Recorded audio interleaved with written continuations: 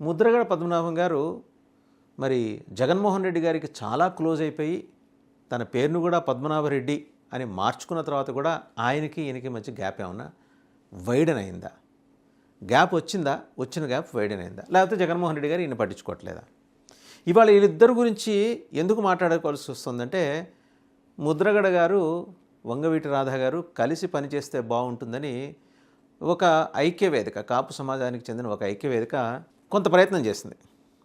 ఆ ఎఫర్ట్స్ తాలూకు రిజల్ట్స్ కొంత పాజిటివ్గా కనబడేసరికి ఆ ఐక్యవేదిక ఫీలర్స్ బయటికి పంపించింది, మీడియాకి షేర్ చేస్తుంది. ఏంటంటే వీళ్ళిద్దరూ ఐక్యమైతే కాపు సమాజంలో ఒక ప్యారలల్ ఫోర్స్ తయారవుతుంది. ఒక గైడింగ్ ఫోర్స్గా ముద్రగడ పద్మనాభం గారు అండ్ ఎగ్జిక్యూటివ్ ఫోర్స్గా వంగవీటి రాధా గారు, ఆ రెండు ఎనర్జీలు కనిస్తే అద్భుతమైన రిజల్ట్ ఉంటుంది.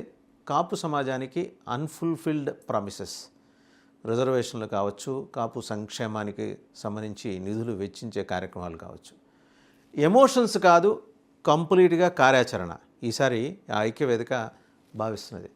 సరే, మనం చూసాం ప్రభుత్వం ఒక జీవో తయారు చేసి తుని రైలు దగ్ధం కేసులో Vijayawada railway court 7th metro